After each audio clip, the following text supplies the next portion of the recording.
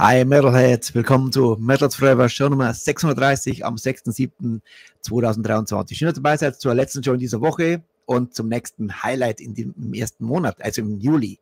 Unglaubliches Interview, 2 heute gleich, Double Feature wieder. Und zwar 2 legendäre. Einer, der in einer meiner Lieblingsbands gerade Gitarrist ist, bei Whitesnake, Hoekstra und David Rees mit Bangalore.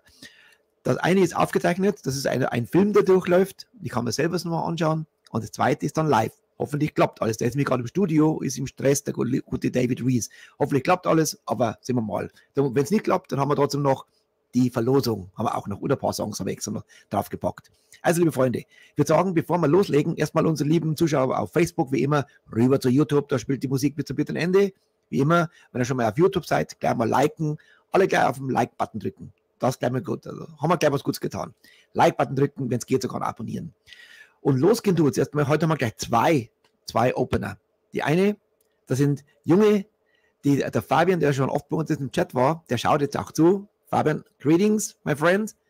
Und das sind Catalepsy, der hat eine richtige Hammernummer rausgebracht. Letztes Mal noch mit Tim Ripper Owens und jetzt mit Ralf Schepers und Roland Krabhoff. Hammer Hard heißt der Song.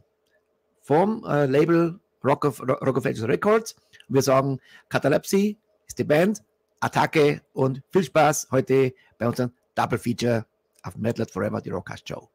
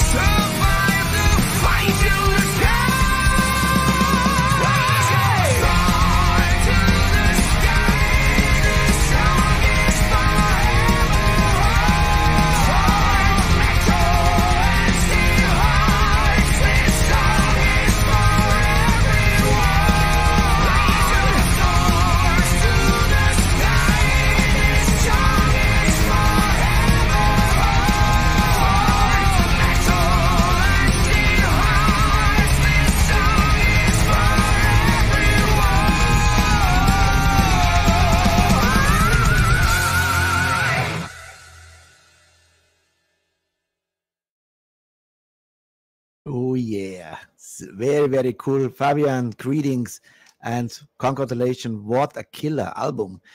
Hopefully I see you and your band soon in the show. Very, very cool. This is song number 2 I really love. And greetings to Serbia. I see what is Milicia. Milicia, greetings, hello, and welcome to the show. And the next great song is from Old Star from Germany. Der gute alte Chris Boltendahl hat wieder einen rausgehauen mit seinem neuen Projekt Steelhammer, der zweite Song. Und danach kommt gleich der Joel Hoekstra dran. Gleich danach. Okay. Ich grüße noch schnell die Gisela. Servus, liebe Gisela. Lieber Peter Krause, lieber Hannes Rittel, der heute ganz schlecht hört. Die Blaupause musst du haben. Bei uns läuft, also bei mir läuft alles. Ich habe gerade nochmal geschaut. Auf Facebook läuft es auch. Ich grüße unseren lieben Michael Scherf natürlich. Servus, lieber Michael. Dann, wen haben wir noch alles da? Ja, ihr alle da draußen. Seid alle gegrüßt. Und viel Spaß. Jetzt kommt nochmal der Chris Boltendahl, Steelhammer, Beyond the Black Soul. Sehr, sehr cooler Song auch. Und danach gleich im Anschluss ist das Interview mit Joel Hoekstra. Hier ist Chris Boldendahls Steelhammer.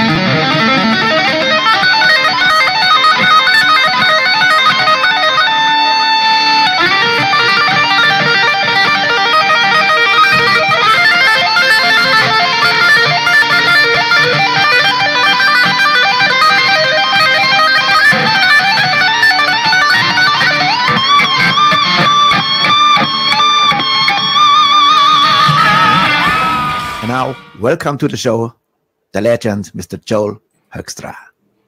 Hey, thank you so much. Joel, thank you so much for the time. I know you're very busy. I just checked your Facebook page. You're every day something happening in your life. Joel, born December 13, 1970. I'm 64 on the 7th December. So wow, we have something in common.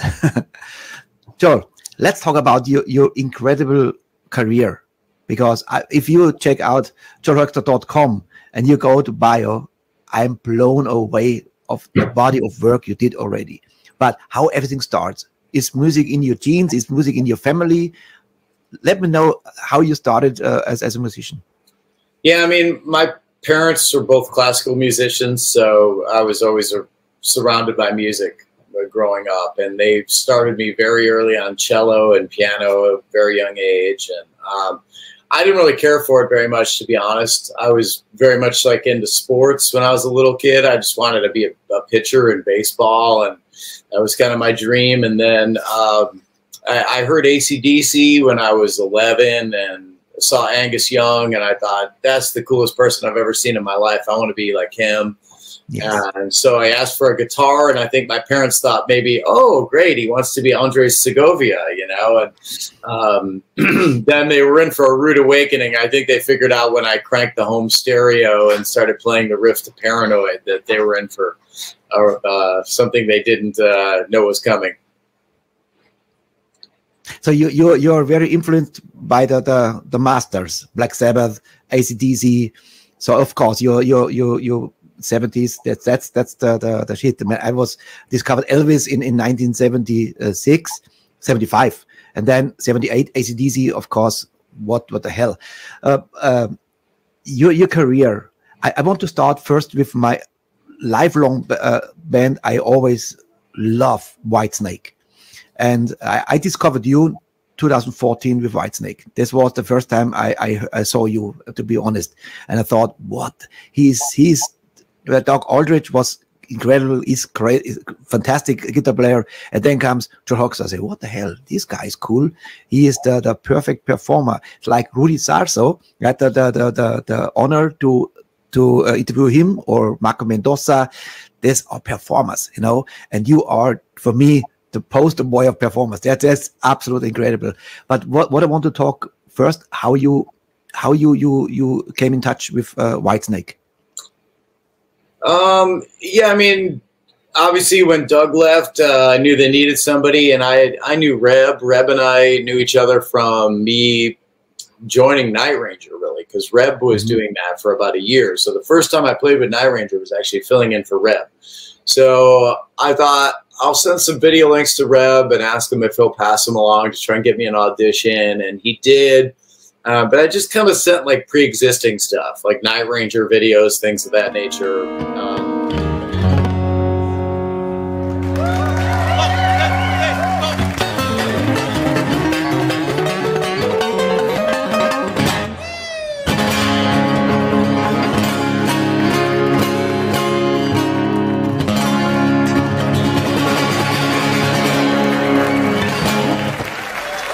My best buddy here, Brad Gillis, ladies and gentlemen. Joel Hoekstra.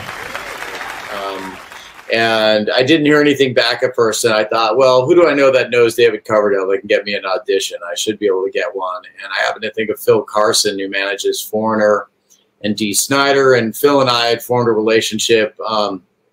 Dee Snider was in Rock of Ages, so we were friends. And then when Mick Jones went down on the tour in 2011, when it was Night Ranger, Foreigner, Journey, I was asked to fill in for Mick on very short notice. So we really bonded during that. And so he did me a favor and reached out to David, and sure enough got me an audition. And then from there it was actually really smooth sailing, because we got along really well. We had a talk, went down, did some stuff in the studio, ate dinner, and offered me the job. The Lake Tahoe, isn't Lake Tahoe based, right? Yeah, the band house in Reno, so right nearby. Yeah, and that was where all that occurred. So David and I have gotten along since we met. I think he just, you know, at this stage of the game, looks for somebody who respects everything he's achieved and wants somebody low maintenance that's not going to be, you know, big-headed. I mean, these are big shoes, you know. That's if you see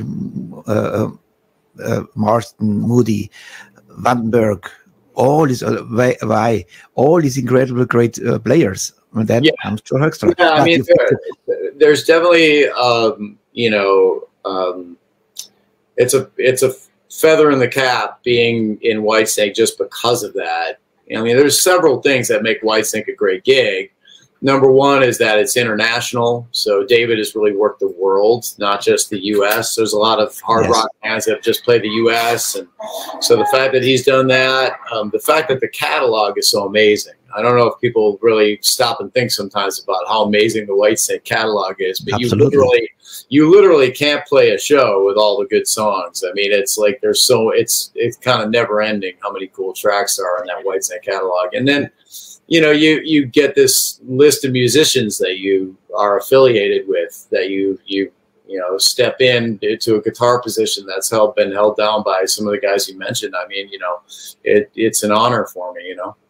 I think the good thing was that Rap Beach already so long already in Whitesnake, so this was actually cool, you know. So it's your body, and this makes it much easier. You're not supposed to do the lead guitar player, so but you bring your I think what David does is he's always a good hand for guitar players. He's always, and also this idea with Dino Celusic. He was in my show in 2021. Before, he had no idea that he joined Whitesnake when he was in January 21 in my show, Dino. You know? And I think this was a great move for him, and I applaud this. You know, when he can do the high stuff, and he pointed to Dino and do it, and he did it. But now I want to ask you, the shock goes through the world. When suddenly after the Hellfest, everything was in high spirit. The great footage of Steve Vai joined again with David, and it was like a hell of a show. And then suddenly, shock. David Coverdale tour cancelled.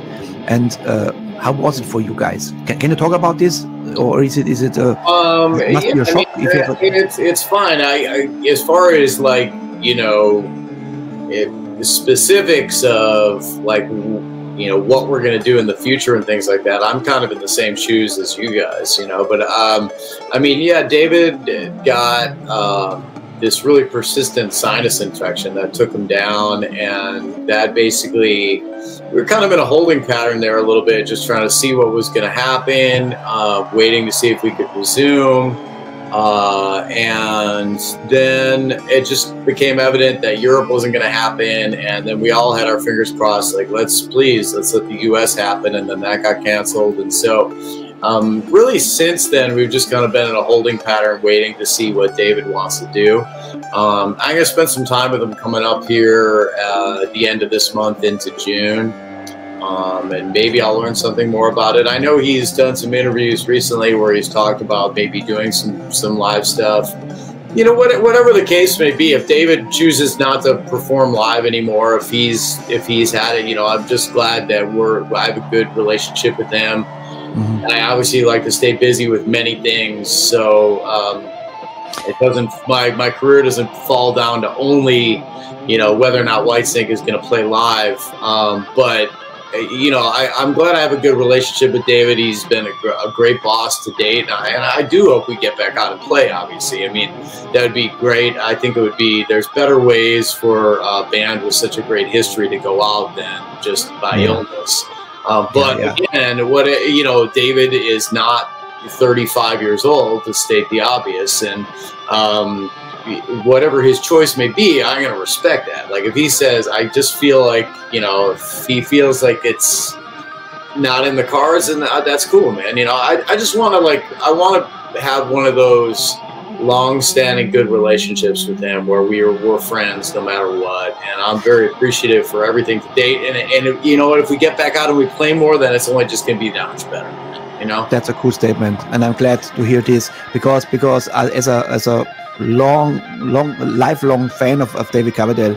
I would love to interview him. How is there a chance to get this guy in my show to have an interview with him? Because I admire him. He's a legend, you know.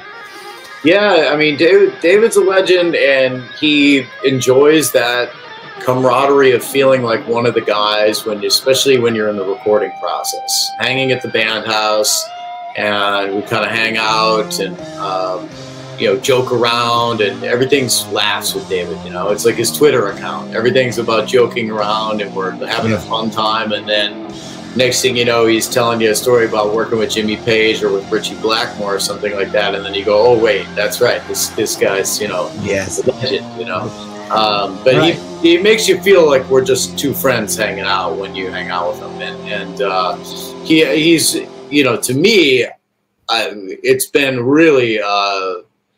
I don't want to say it makes it sound bad when I say a pleasant surprise, but I didn't know what to expect coming into Whitesnake. There's been a lot of members, but David has been nothing but fantastic to me from the moment that we met, and it continues. We just never had any issues, and very cool. So he's a great guy. I think he makes for a great boss, and just a great friend. So that's my hope, is that I would just like to have it be a situation where whatever he decides to do, that he and I remain tight and have a good relationship. He's got that with some of his musicians, where it's, there's a nice bond there. That, would like to be able to just remain his friend. I'm really grateful for everything he's done for me.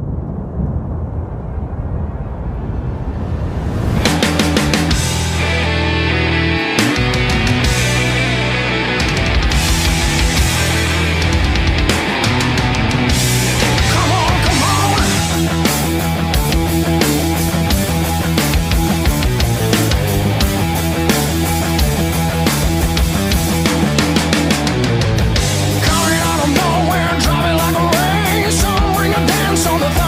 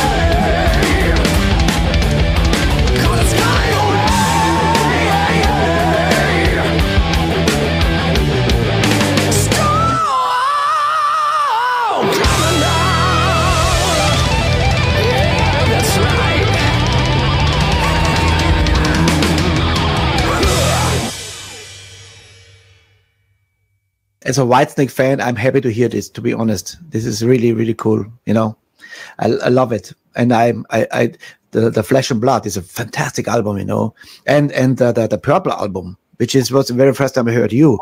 I think the Stormbringer, for example, what a killer track. You know, this is like Deep Purple once again on speed. You know, it's like so cool. You know, Burn or Stormbringer. Oh, what the hell? You know, this is really, really, really cool. The guitar work from Rap on You is incredible. Thank you so much. Yeah, I think there was a lot more creativity involved in that than people realize. We didn't just re-record the Deep Purple versions. We really this would be a cover. This was the way Whitesnake would as a band, and that was David's vision. It wasn't to, hey, let's re-record it and, you know, do it note for note. Obviously, we leaned way less on the keyboards. You know, there was no John Lord, so I mean, it was like it became more of like what would Deep Purple have sounded like if it was a 2-guitar, more of a heavy metal approach, or you know. Yes. So it was good fun, and in a lot of those cases, for me, Rev had already done the rhythm guitars and played the main riff. So it was like, all right, so I either double the riff or I come up with different options. So I came up with other parts. There was a lot more creative work involved in that than people realize. You know, it kind of, I think, just got put off as like a covers album or something, which I don't understand the concept of calling it a cover album, because they were David's songs to begin with. Yes. But, you know, it was really re-recording new updated Whitesnake versions of what he did with Deep Purple. And I think at that time it was his vision of a way to retire. Like he was going to go out the way he started it, but then he ended up really enjoying the lineup. We, you know, when I came in and Michele Lupi came in, and we had a real nice bond, you know, that band with Reb and Michael Devin and Tommy Aldridge. And I think that when we went on the road, the Purple tour did really well. And I think David had a really good time with the band. And I think it was at that time he really decided to keep it going. I think he felt inspired. And I think he was really inspired by this last lineup too. I think it really had nothing to do with not feeling that same level of inspiration. I think actually even more so with adding in Dino and adding in Tanya O'Callahan on bass. I think David was really, really excited about the lineup. But I think that it's just an illness, you know. I mean, what are you going to do? It's and also Father Time, you know. I think that it's not just a matter of being 25 years old and getting a sinus infection. It's a matter of being 70 years old and getting a sinus infection, and what that does. And so again, I have nothing but full respect for whatever David wants to do. You know, if I'm looking forward to going and hanging with him in a few weeks, and you know. But you guys probably will get that info right about the same time I will, realistically, if we're ever going to play live. I am always, you know, because I have a show, and on news I always like to post and bring, you know, and of course as a Whitesnake fan from the early 80s, you know. I remember when my first album was Trouble. It was my first album from Whitesnake, the vinyl, you know, and I have all albums of Whitesnake, and there is not one bad Whitesnake album. And his voice, you know, is so incredible. There's not even one bad song on those old records. No. That's what I love. That's what I love about the back catalog that the people in the U.S. don't know about. Is those records, there's not even one bad song. You can listen to those and go, man, every single song kicks ass. They weren't trying to, the only difference was they weren't trying to be commercial. They weren't trying to write commercial hits back then. They were just writing these solid blues rock songs that all kicked ass. And, you know, I love the back catalog, man. You know, I mean, once I joined the band, I went back and really listened to everything and educated myself on the history of the band. So.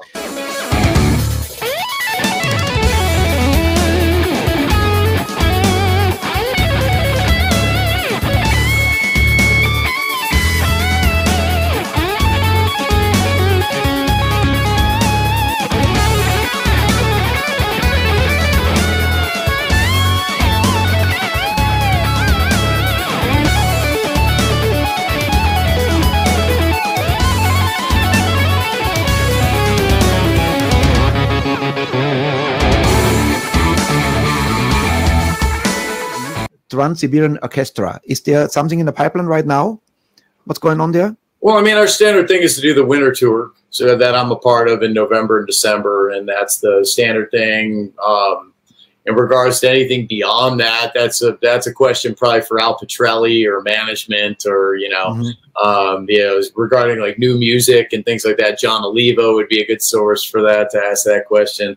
I'm not really in the loop on that. I'm more or less, you know, as most of you, you know, understand that it's basically sabotage, and then, you know, that's what TSO was in the beginning, and then it became so immensely popular surrounding Christmas that to play enough shows to cover the U.S., we sort of took sabotage and went like this, and then filled it in with guys like myself who come in to round out the band, you know, like musicians who can, you know, kind of keep the bar up and make sure it's a quality show. And but essentially you got the guys from Sabotage split two ways, and then you fill it in with a bunch of musicians. And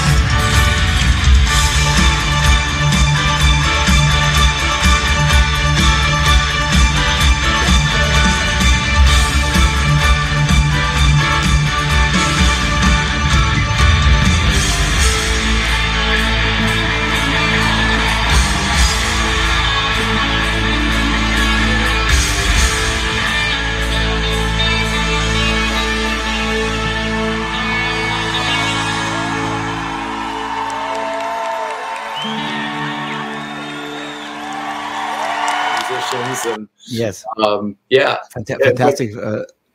Also, very, I have to mention this, not to forget the Revolution Saints.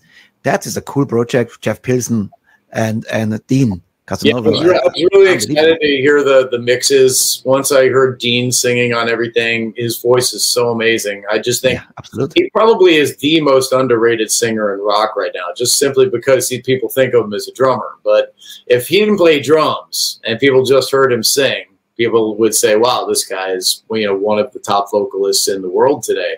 Absolutely. The fact that he does both is like beyond belief. I mean, it's like, you know, just he's a notch above us mere mortals, you know. For him to be able to play drums like he does and sing like that is ridiculous. I mean, he's in my opinion, he's the best singing drummer in the world right now.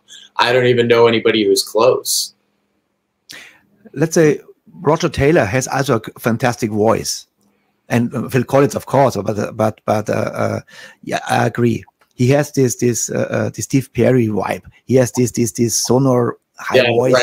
The ability to have that high tenor voice and the rasp and be able to hold those legato notes, those long notes, that Journey style of singing is, you know, really phenomenal. Plus, I feel like Dean kind of came into his own a bit. I know he's very Perry influenced, but to me, I can easily tell the difference between the two. If you played me Steve Perry or played me Dean, I'd be able to tell you who's who. I think he's heavily influenced by Steve Perry, but I think he really, on this album in particular, really came into his own. When I checked this incredible people you worked already, Night Ranger, Foreigner, Jeff Scott Soto, Michael Sweet, Striper, Dee Snider, of course, Eric Martin, Kip Winger, Joan Jett, Rick Emmett, Sammy Hagar, Vince Neil, and the list goes on. But there's one artist. How this happens? Chair, and with Chair, you're actually you're a higher gun for this, right? It's not a touring band. Or what was it? No. I was a part of the band really from 2017 through 2019. Okay. Basically what happened there is David Coverdale was having double knee replacement surgery. So we kind of got the news that we weren't going to tour in 2017. So I just texted all my friends and said, hey, keep an eye out for me. I don't really need a new gig per se, but just like something to do this year. And it just so happened that Justin Derrico, my friend who plays guitar for Pink and for a television show here in the States called The Voice, was speaking with the other guitarist from The Voice, Dave Barry, who is Cher's longtime guitarist. And he said, I need somebody to fill in because, you know, we're getting busy here with the TV show. And Justin said, hey, I know this is kind of, you know, sounds strange but he's, you know, he's from Whitesnake, but, you know, Joel Hoekstra, you know, he can play different styles. And so I kind of got the call to fill in. And then Dave ended up getting really more busy with The Voice than anybody anticipated. And that really went on for a few years. So it looked like it was going to be a few shows and ended up being a few years. So, including the residency in Las Vegas. Yeah, lots of runs. Typically, when you go to Vegas for a residency, it was like a few weeks. So I did lots of those. I don't know how many exactly, but I did a lot of the residencies, and then she also went out on tour. So we did. I did parts of the U.S. with her. I did Europe and Australia with her. And those shows were huge. I mean, 20,000 people, you know, the arenas would be sold all the way around the bowl. You'd have to look behind you. People were watching from behind, you know, so. Wow.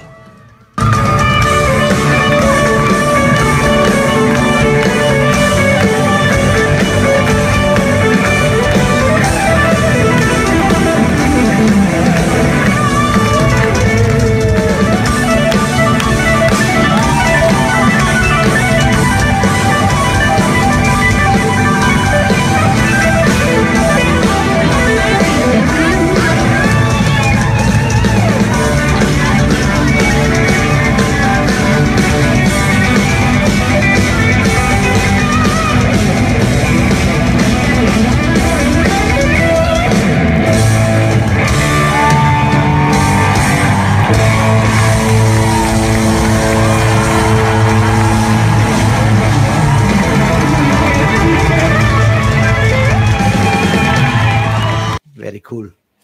Absolutely. Foreigner, is there something popular, or is it, because sometimes in the internet, if you do a research, sometimes says a foreigner impressed to present. Are you still working with Foreigner? No, I don't know why that says that online when you Google my name. That was so. What happened with Foreigner was in 2011, Night Ranger, Foreigner, and Journey were on tour together, and Mick Jones went down. And basically, Phil Carson, their manager, asked me if I could fill in. And so I learned the set in 24 hours notice, very short notice, and hopped in and did shows with them for a while until they could find kind of a more permanent replacement, who's Bruce Watson, who still plays with them to date and does an amazing job. So I'm not sure why it says to date. Like, I know it says that when you Google my name. I've seen that. But yes, basically I played with Foreigner for about like 10 shows or something like that. And, I love those guys. They're all, just a great group of guys, all great musicians. They're one of the best sounding bands in the classic rock circuit, I guess, if you will, out there. So, and obviously I'm working with Jeff and Revolution Saints right now. So yes, Jeff Pilsen. Yeah. Absolutely cool, So we are nearly done. Your time runs out. I need a picture of you and me, if it's okay. Sure, absolutely. Make a little bit. I press the button, and you, and yeah, and I need, if possible, a little message. I show you how Master Rudy did it to give you a sense. Okay.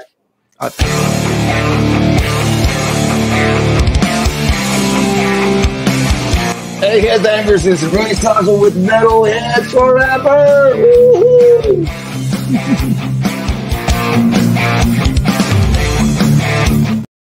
And so on. Okay, cool, yeah. So, something like this. Hey, this is Joel Hoekstra, and you're watching Metalheads Forever. Keep it rocking, whatever. Without me, of course. Can we do it? Cool. All right. Yeah. What's up, everybody? It's Joel Hoekstra of Whitesnake here, and you're watching Metalheads Forever. Keep rocking.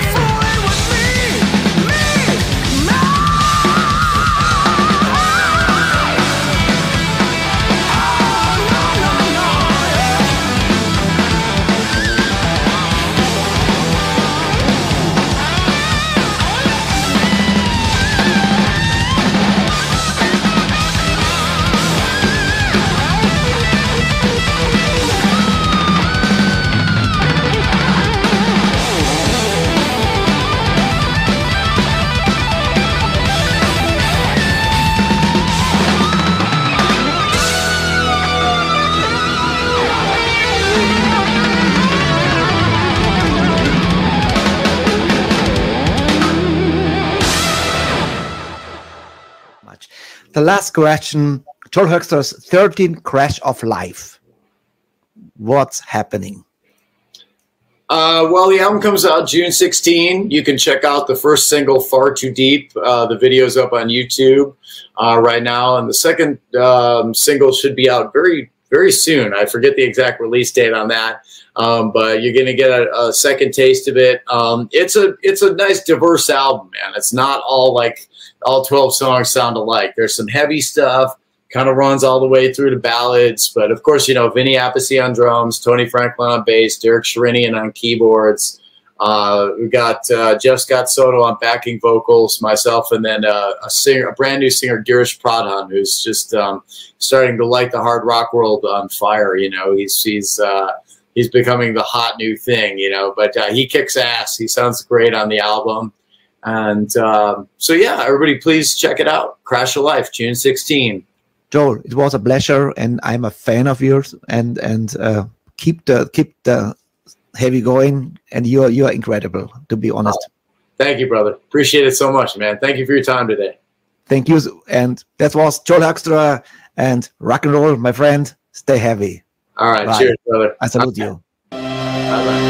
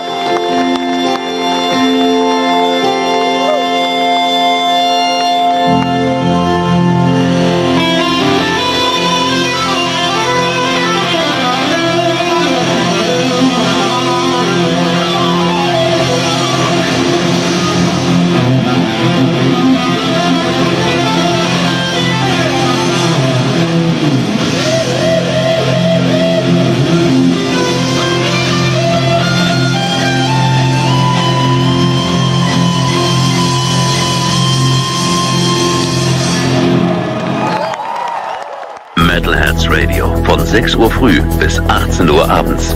Das Beste aus 50 Jahren Rock, Hardrock und Heavy Metal.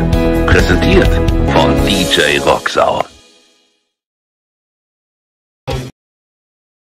Metalheads forever. I'm Blaze Bailey. You are the heaviest. You are the best. Metalheads forever. Probably the best metal show in the world. I am back. Ich hoffe, ihr habt es genauso genossen wie ich. Ich habe den ganzen Tag dran geschnitten, aber wenn man dann wieder sieht, so, ja, es ist ein unglaublicher Gitarrist und super netter. Ich habe diesmal keine Kommentare mit reingeblendet. Ich wollte das ganze Bild nicht stören. Danke euch fürs Schreiben und ja, es ist komisch, ne, wenn ich selber mir zuschaue. Und ich hoffe, euch hat es genauso gefallen. Ich habe gesehen, mein nächster Special Guest ist schon da. Ich will mal sagen, ich spiele schnell einen Song dazwischen. Und zwar, ich sehe, der Michael ist gerade da. Ein bisschen noch zum Reingrufen, ein geiler Song von Black and Damned. Und zwar Inside. Und dann geht es gleich weiter mit Bangalore Choir. Yes, here we go. Und hier ist Black and Damned Inside.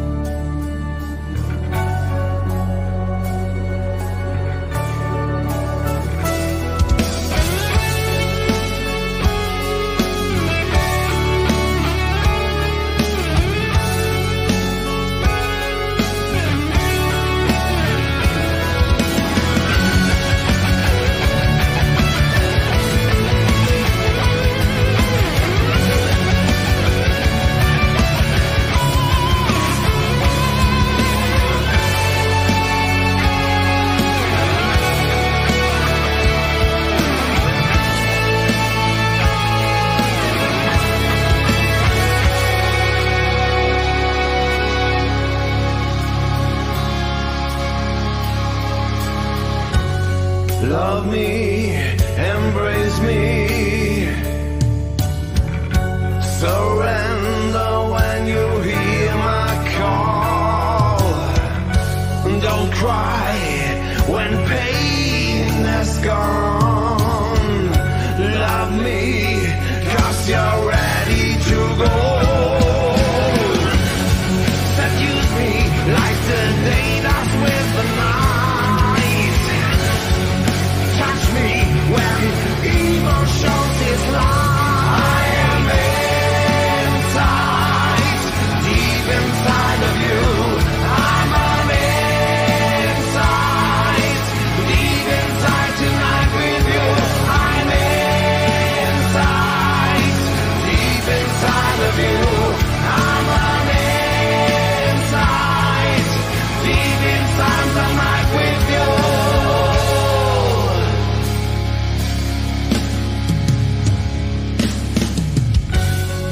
Open up like a summer rose. Won't you look inside of you? When truth is asked, confess it all. And don't get lost in blue. Don't leave me when your soul is torn tonight. I'm inside you and 'cause you're ready to unite. I am inside, deep inside of you. I'm an inside, deep inside tonight with you. I'm inside, deep inside of you. I'm an inside, deep inside tonight with you.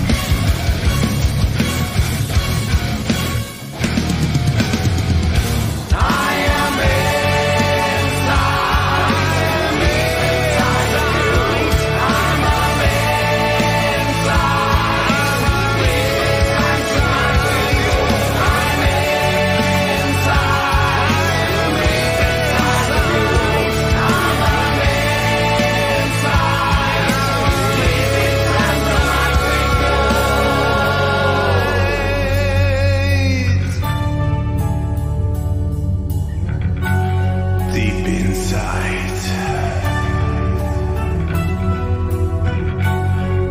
blood night with you. Blood night with you.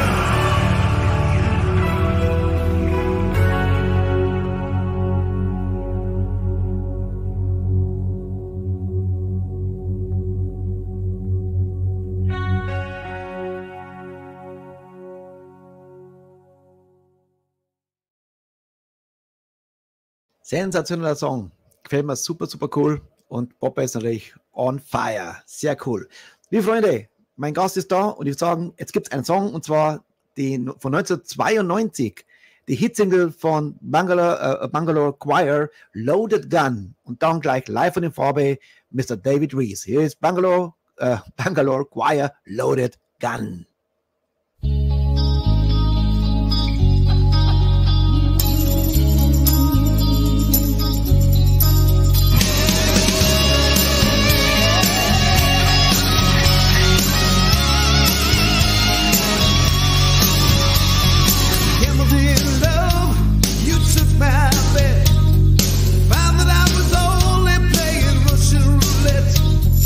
Shot rang out, you said goodbye.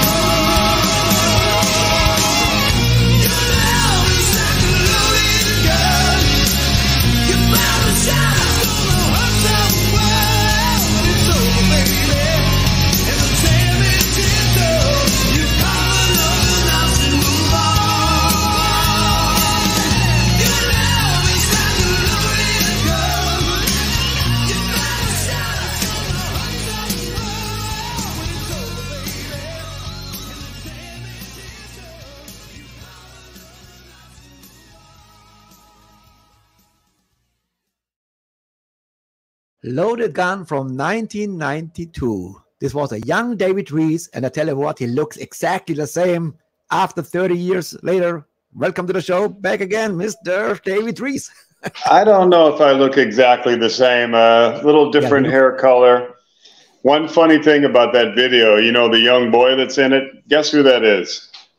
That is the infamous Jared Leto, who the superstar actor and singer of 30 Seconds to Mars. He auditioned for the acting part, and when I saw him walk in the room with his mother, I said, that's the kid. He's the right actor. And that was the first acting job Jared Leto got in his career. Was that I was video. more looking for the girl, my friend, but you're right. right. And she's also famous as well. I can't remember her name, and forgive me, but she went on to do movies as well. So, yeah. Hey, David, to produce this show today, I had a lot of headaches, and I was working 7 hours today to cut everything, and because Bangalore choir, it's on Ada, and the other is Warner. And I was searching how I can put a show together. I'm not sure. Maybe we get blocked. You know, Warner is very, very, very strict. So what I did today, I was looking, searching. I found some live stuff from 2010, 2012, or 2014. And, of course, I feature four from the new album. Awesome. And but only snippets. Okay. Because I want to be sure we are not hopefully not blocked, you know. Because they are very strict. So because I didn't have the green light from the label. You know, we was writing emails, and so hopefully it doesn't kill us today. But if yes, then maybe we keep the show going, and then I upload it again on Spotify. So you look back to 1992, On Target, this album, and this was the hit single from Bangalore Choir, right? Yeah, it was the first single released to radio, and in America, typically radio day is on Tuesday, Dienstag, and I had Whitesnake's manager at the time, and of course Warner Brothers.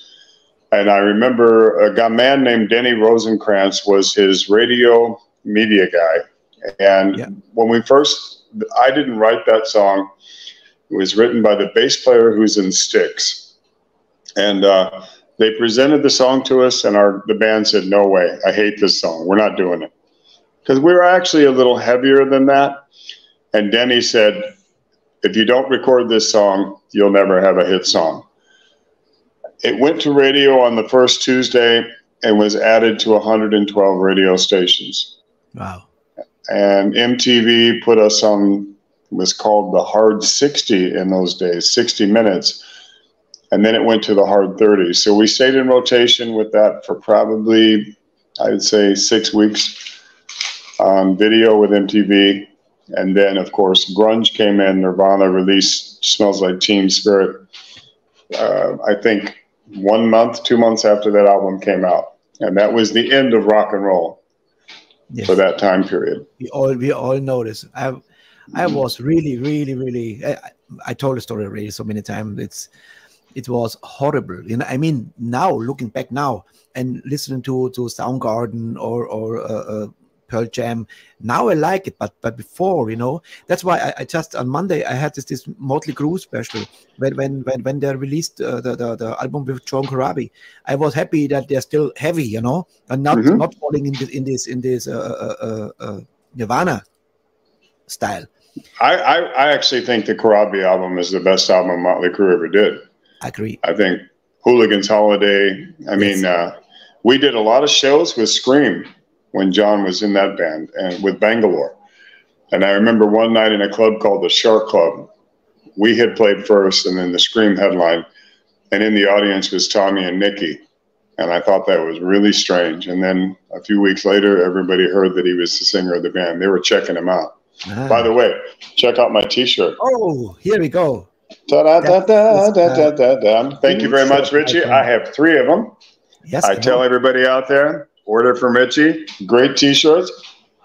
Yeah. I got a lot of nice looks when I was in the airport a few weeks ago.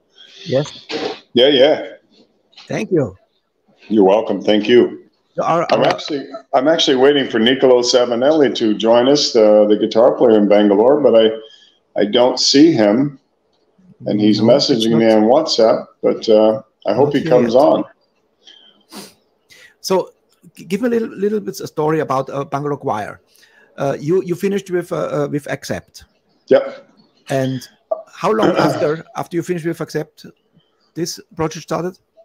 Well, that's the magic story about music. I was fired from Accept, as everybody knows, and I went back to Minnesota, and I hooked up with an old friend of mine named Rusty, and he had been playing drums with Hurricane Alice, and Hurricane Alice had fired him, and he had gone back home to Minnesota. So yeah, I said to him, I'm going to LA. I'm going to form a new band. I'm getting out of here. I've got momentum. People know who I am from Accept. I'm going back to LA. And he said, I'll go with you. We put the band together. We had a couple of other guitar players, you know, in the beginning. You know how you go through a few guys to feel it out. We met John Kirk, who wrote the music for If the Good Die Young, Part 1. Slipping Away, great songwriter, a great guitar player. And we had other guitar players. Actually, Joey Tafoya played with us for a couple of weeks. Didn't work out. And then John said, why don't we call Kurt Mitchell? Because they played in Razor Maid together in Reno, Nevada. And when he brought Curtis down, my mind was blown. I mean, such a brilliant guitar player. And we started playing in a rehearsal room. We had an 8-track machine and started writing immediately. And because Rusty had known Stevie Nicks and her manager and all these people, we had an open door to the industry immediately. And people knew who I was. Yeah. And so we went up to Stevie's house, met with her personal assistant, played him a couple demos. He go, man, this is pretty good. So we continued booking shows. Now, everybody doesn't understand in California, you don't play every night in Hollywood. It's, you know, you once a month, sometimes every 2 months. But we soon developed a pretty substantial following. Howard Kaufman, the manager of Whitesnake, picked us up, like I said earlier, and he managed Stevie. And they brought us to Warner Brothers. Actually, I'll back up a minute. I had an offer after 9 shows in LA. Now, that's about a year. I remember I went to see Michael Schenker with Macaulay, and the Scorpions had invited me to join them at the Palace to watch Michael play. And I'd already had an offer from 8 other labels in LA. And Kevin Moran walked backstage and said, hey, I hear really good things about Bangalore. You guys are getting a deal. I said, yeah, Kevin, if you don't make an offer, I'm going to go to these guys. And he said, come in the office, Giant Warner Brothers, tomorrow morning. Let's have a meeting. And about 12 hours later, I signed a major deal with Warner Brothers. So it happened in about 9 to 10 months. We had top management, top label, touring. I mean, it happened overnight. It was amazing. David, I jumped now from new stuff, elder stuff, middle, you know, and of course, Andy Susi Mill is also a very important person for you. And the next song, it's a great song, is Freight Train Rolling. Freight Train Rolling. Freight Train Rolling, yes. And this is a live version from 2010, I think. Firefest. Let's check it out. Okay. Is it from All or Nothing? Firefest, All or Nothing, Bangalore Choir Live? You tell me after the video. When okay. It was a club. Oh, okay. I'm not aware of this. Maybe it's not very good. I'm kind of nervous to see it. Not so bad. Not so bad. Okay. Here we go. Here we go. Hey. Hey. You can be a lot louder than that now. Come on. Louder. That's right. Now I can see all the rock and roll people. That's right. We got 10 minutes left. We got to keep the show moving. So I think we should do something like Freight Train. A little Freight Train rolling. You want to hear Freight Train rolling? Remember that sound? Let her rip it, boy.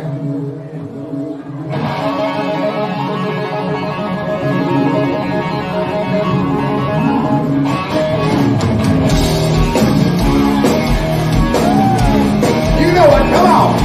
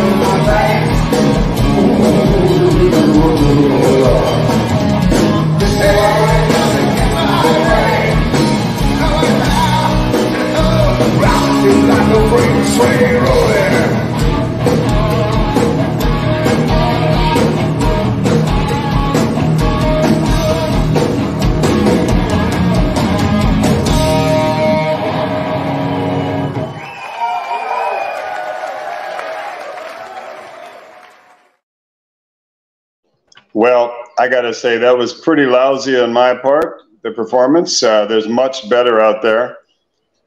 I'm not even sure where that was from. It might have been Belgium. Germany. No, Germany. Yeah, because you spoke German.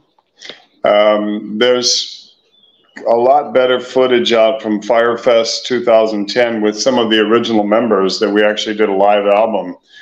We got together for that festival. It was unbelievable. And Kurt Mitchell was on stage with us, Danny Greenberg. That was kind of a three-piece thing I did with Andy. Andy stayed in the band for a while, but there's far better footage out there. But anyways. The label. I saw this stuff, but can't play because it's Warner. Yeah, and they block it immediately. So well, every singer has a bad day. I wasn't singing that well, and now it's far better. But and I'm in better shape now than then. There was a rough patch in my life. So for me, it's amazing to see you aged a little bit. You know, some of in the same time. You know, we're talking about the first video was from 1992. This was 2010. Now we have 2023, and you look the same. I don't know what you're taking. Maybe it's the Italian heater or something. Or I don't know. I don't drink. I run. I try to take care of my body, and this is all connected to the rest of this. You know, so I'm lucky because a lot of singers, you know, that hit my age. You're a singer. You know, it's you have to learn how to work with the Father Time, and also you don't want to write songs that are out of your range. You know, from the beginning, you know, there's nothing worse than a singer that wants to do, you know, the gymnastics on every song. I really don't think it's appropriate. You don't have to show the world how high you can scream or all of those crazy things. But well, I appreciate the compliment. I mean, I'll be 63. August 10th will be my birthday. I'll be 63. David, on the new Iron Allies album, there are so many songs. You screamed, I think, so heavy, you know. What the hell, you know? And I must say, now hopefully it works. No, I don't know. Even the snippet, maybe it could be blocked. I don't know. Let's see. We have to try, because the new stuff is amazing. You have a new group together, but speed me up. When you recorded this album here, Santa Mass? Yes. When did I record it? Yeah. I recorded it with Riccardo Di Morosi here in my village in Piacenza, Italy. On guitar is Niccolo Savinelli and his brother Nelo Savinelli. And incidentally, Nelo is now the drummer in Iron Allies, because sadly Francesco Giovino had family things that he had to deal with. So he took a year off. And Nelo Savinelli, who's on Center Mass, is also the drummer in Iron Allies. So I've got two brothers in the new Bangalore choir. We recorded it, I think, right around the last time I spoke to you when we were talking about Iron Allies. I was in the studio quite a bit when the Iron Allies was released. So it's been probably 6-7 months that I finished it ago. He's the guy who records you always. You do all the productions for all the projects you are involved. You produce with him, right? Yeah, Riccardo is, in my mind, he's not only a great musician, he's a great producer. And how cool is that? I've got a band of really young guys who live in the same town. You know, we played some gigs together so far. We've got gigs planned for next year. Actually, I saw your commercial with Blaze. We're going to do a couple Blaze Bailey shows together. It'll be great to see Blaze again. I'm so happy he's healthy and back out. He looks amazing now. Yeah, it's crazy. I mean, let's be honest. Blaze is probably one of the hardest working rock and roll singers on the planet. I mean, it seems like he plays every night, and then he got sick, and now he's back. Yeah. Yeah, I'm looking forward to seeing him and his band. I mean, they're all super nice people, and should be really fun. Yeah, hopefully he's back in our show again. I already contacted Mark, but he's now super busy because now everybody wants something from him. But he was out of order, and now he's back. And yeah, I'm so very, very happy. He's amazing friend, and he looks amazing now. I mean, yeah, he's really fit. It's easy to gain weight again because he lost it because he was sick, but he looks now much healthier.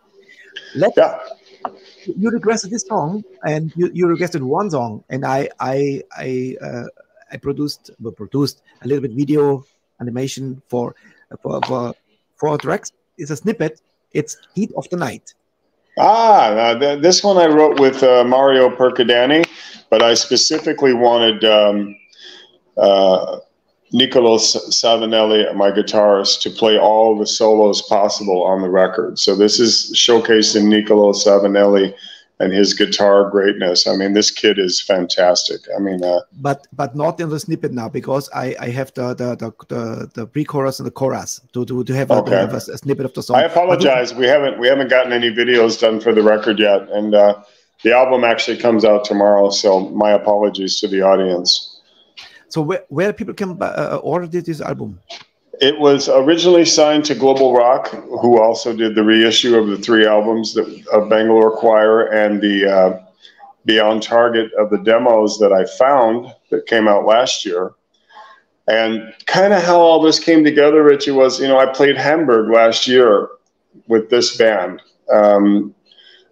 Oliver Langa, I have to give a lot of credit to. He gave me a headline slot at the Markthalle last September. And we sold it out. And when the people saw it, the record company started saying, David, you got to do another Bangalore record. So that kind of started the wheels rolling, but I was so wrapped up in Iron Allies that, I was focused on that. This is a killer album. I really love it because in this album, they have to have 2 CDs. One is a studio and one is live in Hamburg, right? Yeah, and that's the live recording that we did that night. That's recorded by Jackie LeMan, who's the sound man for Saxon. He did the sound that weekend, and he asked me about an hour after sound check, would you like to record the show tonight? And I said, how much? And he told me, and I said, okay, record it. So it was all recorded on separate tracks. Ricardo mixed this album, and he had those live tracks, and we kind of threw it in as an extra for the fans. I think it's 7 or 8 songs of Bangalore. So let's listen to Heat of the Night. Yeah, great song. An amazing sound. Here we go. Brand new Bangalore Choir in 2023. Holy shit. Unbelievable. Here we go. It's time to draw the line. Tired of wasting time. Time is wasting, baby. Nowhere else to roll.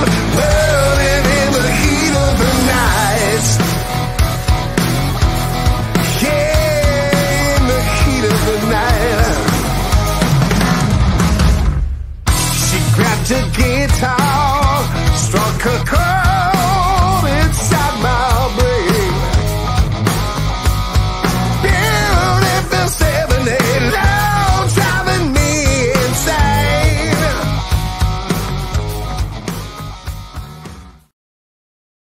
A little snippet from Heat of the Night, from the new album, Center Mass. Yeah, it was. It's coming out on Cherry Red Records actually tomorrow. It was originally coming out on Global Rock, and they joined forces, and now Cherry Red Records is releasing it. Please find me a link and write it to me in a private chat here, and I can post it. So if somebody want to buy it now, they can order right now. Yeah, because I gotta hunt that down. Actually, I'm not savvy like you, Rich, with all this tech stuff. Okay. Heat of the Night. How you produce this song? You wrote together? Actually, I had written the song with Mario Percadani a couple of years ago, and when the record company approached me about Bangalore Choir again, they said, we really want you to kind of go back to the On Target era, the first album. And Richie, that, as an artist, it's really hard to tap into an energy from 30 years ago. So knowing that I had 4 or 5 songs that I'd written with Mario, I went and sat down in his studio and I started listening back to what we did. And I picked Heat of the Night, Without You. And then he had a song called Back to Life that he had originally written in Hardline, the music for Johnny Gioeli. Mm-hmm. And Johnny passed on it. And I said, man, I'll take that. That's great. So I wrote the lyric to that. And it was in the genre as close as I could get back in time, like these songs. And so that's how that happened. And then Blame It On Me, the acoustic, Mario plays a lot of the acoustic guitars on that and pedal steel. That ballad I really like as well. Let's go back to 2010 again with Andy, and this is an incredibly great song called Good Die Young. What is this? The same live footage from before? Yes, because we have to check that. Yeah, what can I do? But it's okay. I mean, there's much better out there. If you go to Firefest Live, that's far better, and there's 2,000 people in the audience, and it's double guitars, because what you're showing now, I'm a little nervous about, because it really wasn't that. If you want to skip it, no problem. Yeah, let's skip it. I would have preferred that you show the Firefest live from 2010, because that was Kurt Mitchell rejoining us. Block us immediately. If Warner is involved, it blocks us immediately. That is the hard thing, you know. Yeah. Unfortunately, the show is over. You cannot find the show anymore. You know, that's what Warner does. Sony, Warner, Universal, the big ones. If I play a song from them, it's make bang and tuck. Our show is gone. Yeah. Well, I'd rather avoid that lineup with just Andy, because it's more of a 2-guitar band in those days, personally. So if we can move on to another topic, that would be better, because I mean, as an artist, I'm a little jumpy about how that sounded, and that band, certain members of that group weren't really feeling right for me. So, I was lucky. I found some stuff under Belief, like the first one, Loaded Gun, was under Belief released. I can play, no problem. Yes. And I found another one, hopefully, and this is also an old track called "Never Say Goodbye." Is it live or is it studio? This is studio. Yeah, that's a good song. That was Andy and I believe. Yeah, that's off Cadence. Cadence, right? The Cadence album. Let's play this. Yeah. Hopefully it runs through. We check it out. Here we go. Thank you.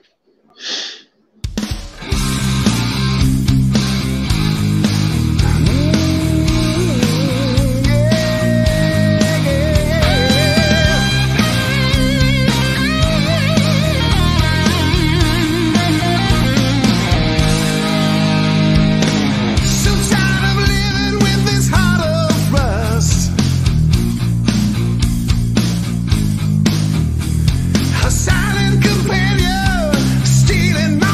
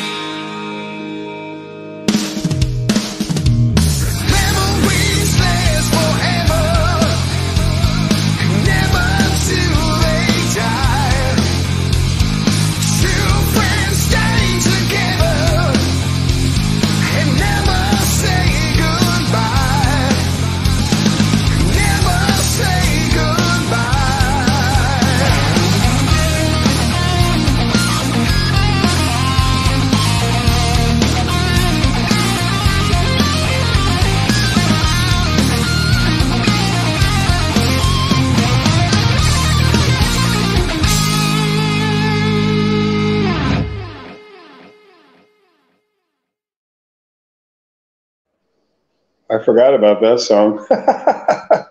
Pardon? I've forgotten about that song. That's been a while ago. Yes, I think so. And lucky us, it was Under Belief.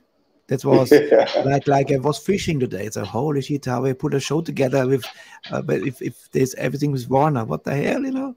And then I found this, and I was searching. But great song. Thank you. Love it. Had a good vibe. This brings this cruising sound. You're in a good mood. The wind is blowing through your hair, and it's weekend, and you have a nice lady next to you, and that's what life's all about. Absolutely. I had if I knew what song you want to play from a new album, I would choose this, because you told me Heat of the Night. So, but I had a hard time because I like so many of them. So what I choose, it's Back to You. Back to You. That's a good one. Yeah. Yes. That's actually Back to You is the original bassist Ian Mayo from Bangalore Choir back in the 90s. I reached out to him. He's now working in the movie industry, but he's still playing and he's still active musically, where the other guys have kind of retired. And Ian and I put this together. He sent me the music and I went, perfect. Let's do something again. And yeah, this is a good track. It's heavy. It's got a nice groove. It's really Ian Mayo. I mean, really love this one. Let's rock it. I love it. It's very, very right cool. On. Here's Back to You from a new album.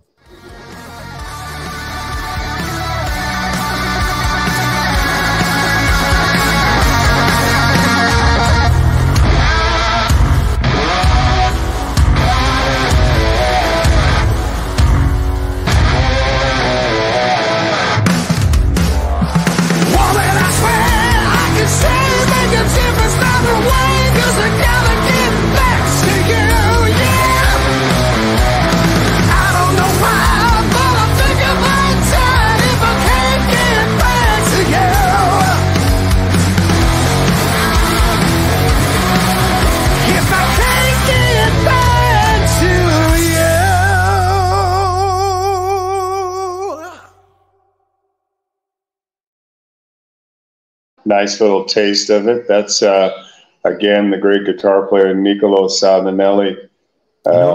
If Axl Rose hears this, he's jealous because he can't read it.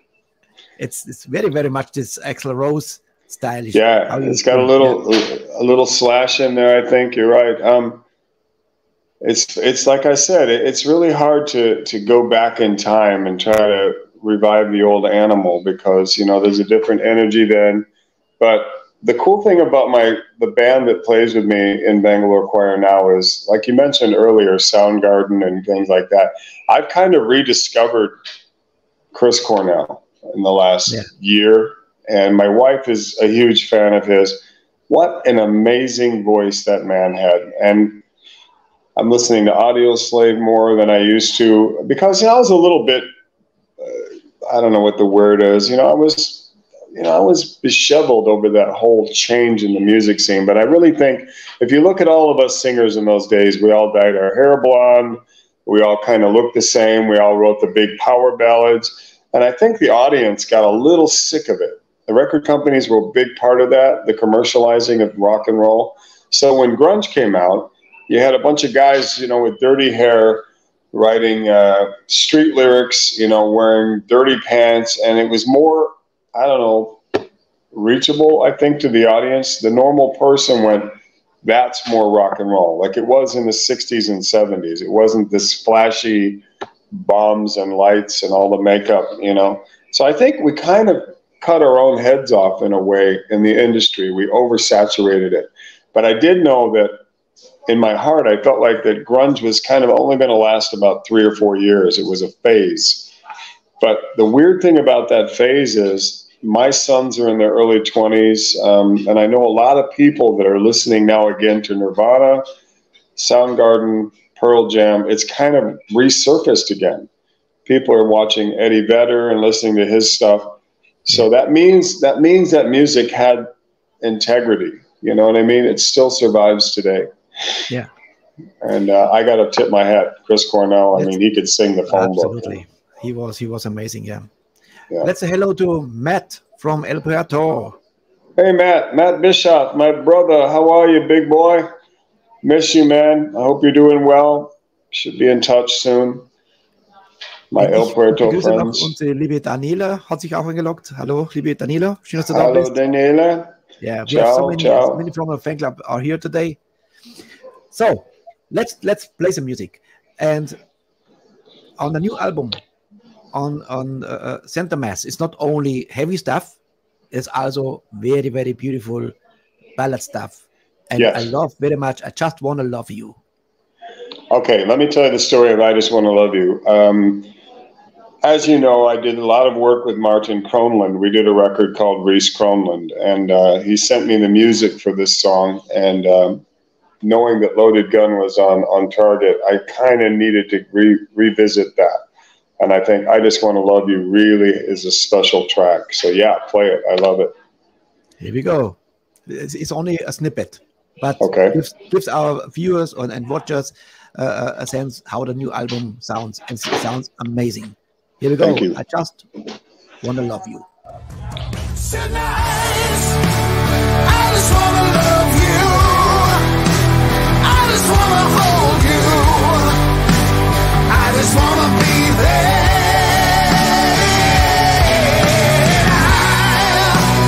I just want to touch you. I just want to hold you. I just want to love you.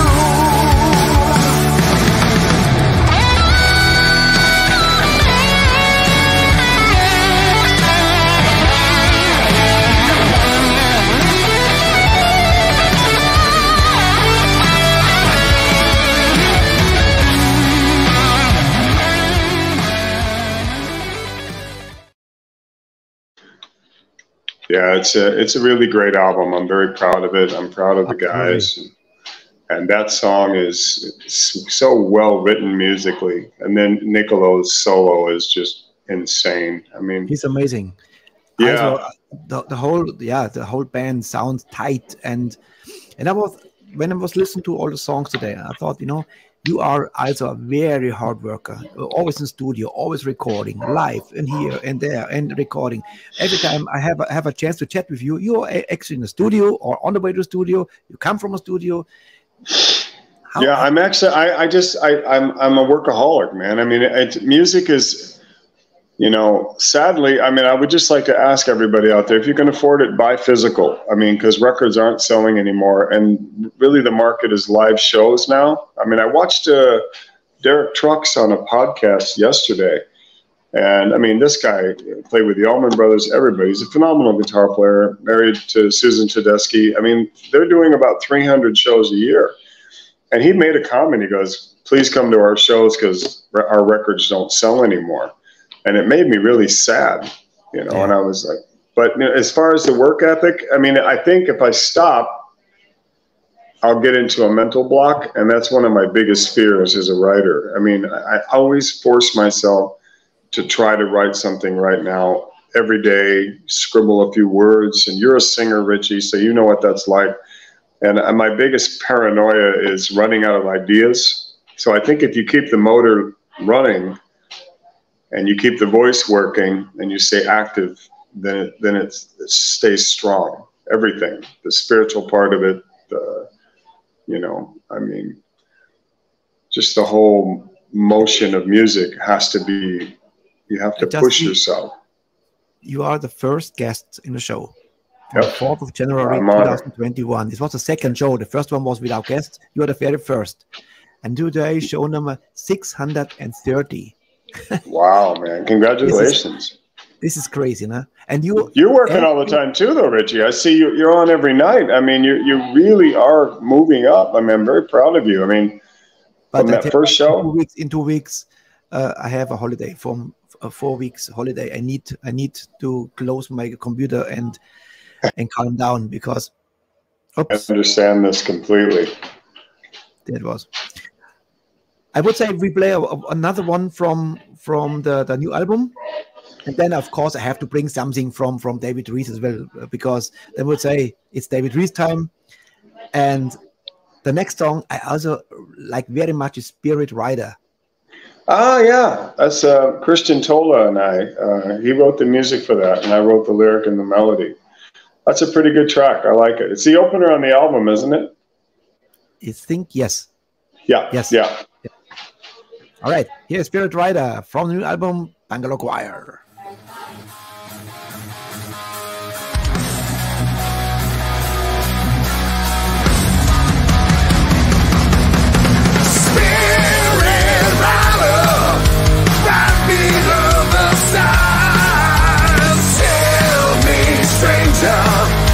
Is this paradise? Ride, Lone Ranger, wearing your disguise.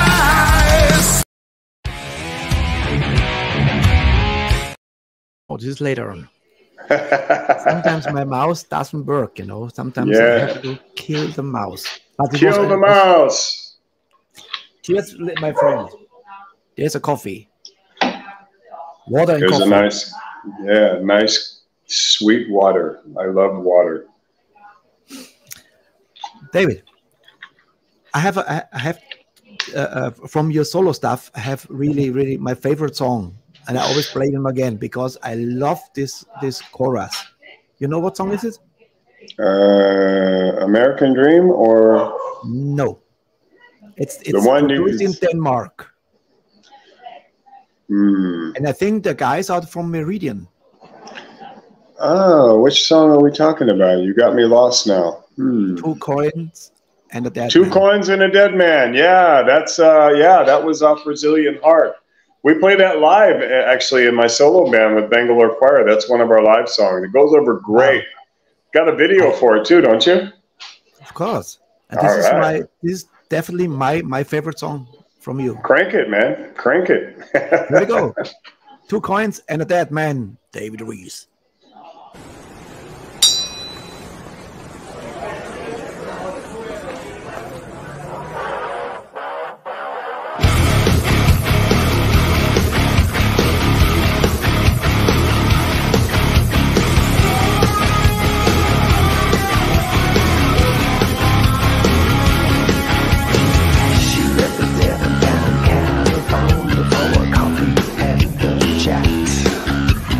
No one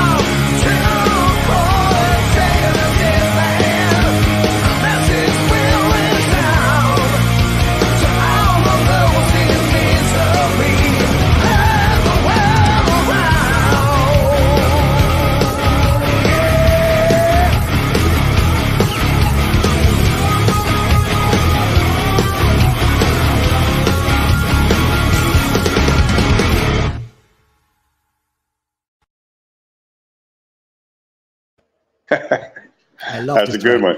That's Me too. Guys, right? This is Martin on guitar. Yeah, that's Martin and Marco and Malta on bass. Yeah. Malte And from Orton Organ, right? huh? Malte, the bass player from Orton Organ. From Iron Allies. Iron Islands, yes, Malte. Yeah. Malta. Yes, I thought Malte, I wasn't sure because he looks familiar, but of course, Blindstone is another band from Martin, and I just talked to Fernando. Maybe they're coming to the show. Yeah, I love this. It's very groovy hard rock what they're doing. Yeah, a lot of soulful blues rock. Great guitar player. Yes, he is. Yes, great guys. Yep. We actually, when that album Brazilian Heart came out was, I think, 2017. We toured that album opening for Udo on the Steel Factory tour with that lineup. That was my solo tour with Udo, which was fantastic. I think we did about 35 shows together. And Udo and I go back years, so it was really a comfortable, pleasant. How was it? How was it when the very first time you met Udo? When was it the first time? I don't think it was right in the beginning in the 90s. Must be later on, right? No, I met Udo when I did Eat the Heat with Accept. He was recording Mean Machine next door at Dirk Studios, and I saw Udo every day. That's where I met Andy Susamil, because Andy was in Udo's band with Matthias Diep. And I can only say about Udo, he was, it was a little weird. I felt kind of uncomfortable because I was taking his job, but he was nothing but a complete pro and a gentleman. And to this day, I consider him a friend. He's always been super cool with me. And when we did the Steel Factory tour, it was like, hey, man, how are you? And it's like, hey, Dave. I mean, it was great. So, and his son, plays in the band. So, but before that, years ago, Sven, his son, had a band called Damage, and they used to open for me in Europe. And that was a great little rock and roll band, really young guys. That was Sven's, I think, first band. But it was incredible. I mean, they would draw like 300 of their friends, and it was great because it would fill the room even more. And they had a pretty good following. And Udo sometimes would come to those shows and sit in the back and watch his son play and then come hang out with me. So I've been friends with Udo since, I think, 87. Yeah, 87. Very cool. Yeah. Because Matt is here, of course, we play also a song from the time you are in El Puerto. And also a very great song is Judgment Day. Yes. That I play that live now, actually still to this day. Actually, my solo band, we just played 2 weeks ago an outdoor motorcycle festival in Bulgaria with Nicolo and the guys, and we played Judgment Day, and it's a great live song. And it's the same video producer as Two Coins, Valerio Fia. He put the video together for me. But yeah, Crank It, man. That's another great one. That one's off Cacophony of Souls on El Puerto Records. Exactly. Here we go. Yeah. Judgment Day, David Rees.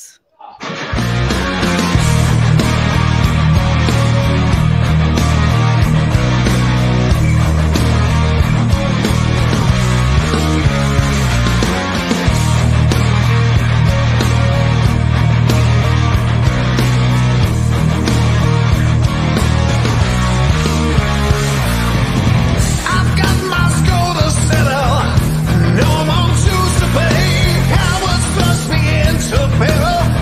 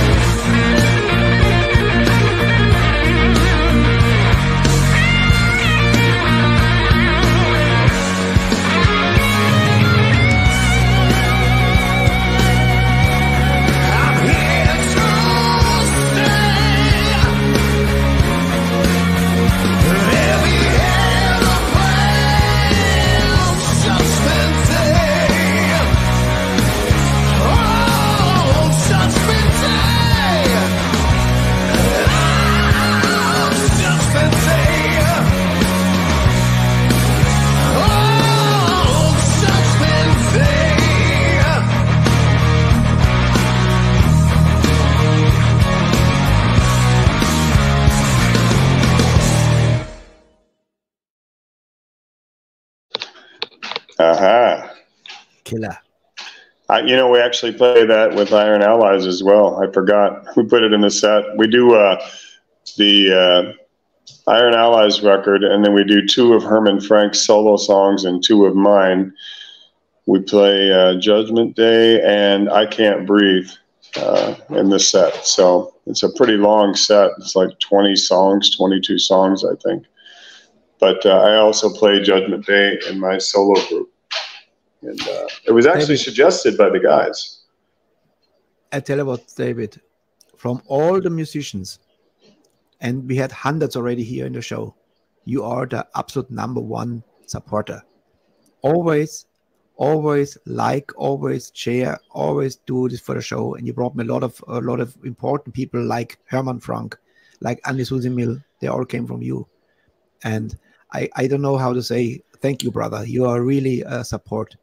That is. Well, hey, man, I want you to be successful, Richie. I mean, you know, we're in this together. There's 2 kinds of musicians, right? Well, there's 3 now with social media. There's the player, the listener, and the viewer now, I think. And I think this platform. We are right now writing the book. The book comes out maybe this year, maybe not. It takes a little time. Now in my holiday, I will give my writer, Mr. Frank, more stuff. And we just finished before. I think the last one what we wrote was the chapter with you. And what amazing switch. Which when I saw you the very first time, of course, Eat the Heat, I liked the album, but I didn't like you, and I told you this, and you actually told me how many people told you they thought you are arrogant, and I thought, you know, yes, you have a little arrogant vibe, you know, something, and you are actually the opposite, you know, and you're not only a blah blah guy who said, yeah, I can help you something. No, you do this since 2.5 years non-stop promoting our show. Now even with shirts. Show the shirt again, please. Metalheads Forever. I got 3 different ones. So anybody out there that's interested, contact Richie, and he's got 3 different versions. You may have more now, but I absolutely love it. I wear it a lot of times when I'm in airports. You know, sometimes people look at me and go, Richie Newton. That's happened a few times. And I went, oh, you know? And they go, yeah. You know, another rock and roller walks by me and they'll say, hey, you know, we'll stop and talk. And then I did the little short video before the festival with Iron Allies for you. I was so tired, but hey, I promised, and I keep my word, and that's all I've got, you know. I mean, if I can help, I'll help you any way I can. I mean, I wish there were more people like that in the music business, to be honest. I mean, there's a lot of blah, blah, blah out there. But, you know, I'm me. You're you. I mean, we just stay true to what we do, and that's all that matters, you know. Really, at the end of the day, it's all you've got, right? I mean, is your word. Susan Klaus, she just says, cool, we ehrlich Richard. Yeah, I told him 2.5 years ago, I thought he's an asshole. And you said, yeah, you know, you're not the only one. Many people told me this, you know. And you don't judge the book by the cover, you know. Hey, you know what? Let's be honest, though. When the band Accept and the whole thing fell apart, there was a lot of trash talking going on in the media, you know, magazines. Because, you know, they had to, you know, what people don't realize about Accept is I didn't hire myself. They hired me. And I'm an American and I'm in a German band, so there's the 2 culture clashes, number one. They were terrified about making the change. The original fans of Udo hated my guts. The new fans loved me. There was no middle. And a lot of people spread lies about me being a drug addict and all these stupid stories. And, you know, I partied. I was 28 years old. Who didn't? But, you know, it was so overblown that now I look back on it. And the strange thing about Eat the Heat is even those people that told me they thought I was an asshole or they hated the record, when I did the UDO tour, or a lot of the shows that I do now, people bring that album and ask me to sign it, and they say, I love it now. So better late than never. But yeah. Last time I listened to the whole album again.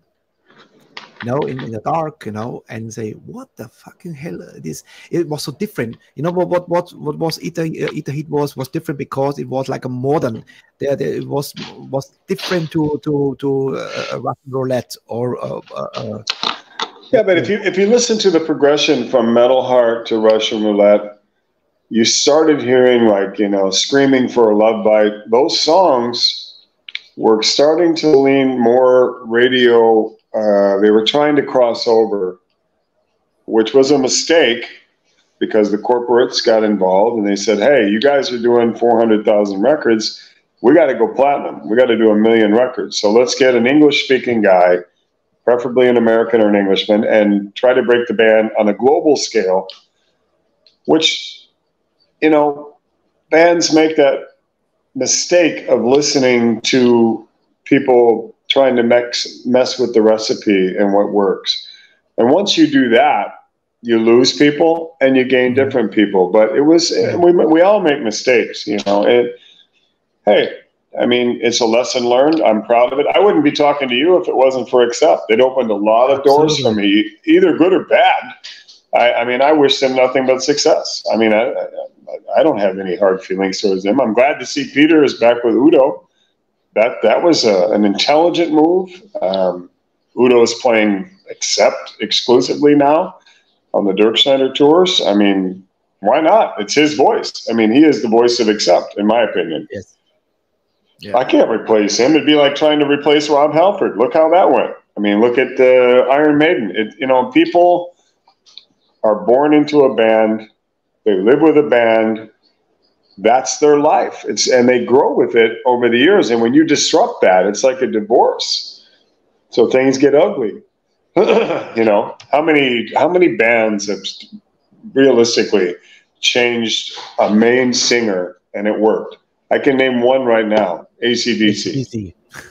Absolutely. And that was lucky. And that record, Back in Black, was written for Bond's voice. Yes, I know. Brian Johnson walked into that and it worked. But that doesn't happen very often. Well, Iron Maiden, I must say, I prefer much more Bruce Dickinson to Paul Di'Anno, I must say. Yeah. Bruce is unbelievable singer. Unbelievable. And even to this day, he's killing it. Yeah, I mean, come on, he's 65 years old. I challenge anybody to do what he's doing live, real live, like Bruce does it. Amazing human being. Absolutely. David, we have 2 hours in the show, and I would say I let you go with one more song from Iron Allies, of course. Of course. Thank you so much for all the support. And thank God bless you, Richie. And your fans. You're my brother, and you are amazing. Absolutely. You are an amazing vocalist, and most of all, you are a very, very good man with a good heart. Thank you. Thank you. So are you, Richie. And then enjoy your retirement for the 2 weeks. Take some time off. I need to do it. 4 weeks, but it's me. I cannot sit home when you watch TV. I have to do something, and I have something. Yeah, but I need a little bit a break. Here's Iron Allies, and I chose. For me, last year, Blood In, Blood Out was for me the killer album of the year. This was a surprise when this album came out. Of course, if the riff beast Herman Frank plays, and Francesco and you and Malte, I mean, it must be a great album. Hey man, sometimes the stars all line up above your head, and I mean, to write an album with Herman Frank was a true honor, and we're working on new parts right now. I mean, we have 6, I think, floating around. We're going to make another record. We've got Grass Pop Festival next year. We've got the big one in Czech Republic. We've got some huge festival shows booked from Rock the Nation touring. And so, I mean, this year was tough because everybody was trying to fill up the dates that they lost during the pandemic. So 2024 looks really, really good so far. You are really destroyers of the night. All right. You kill the stage. That is your kick out song, my friend. Give regards to your lovely wife and family. Stay healthy. You too, brother. Stay heavy, and please keep supporting us. I support you as well. For sure. Absolutely. Love you, Richie. Love you, brother. Thank you, all the people watching. Good night. Yes. Iron Allies, destroyers of the night.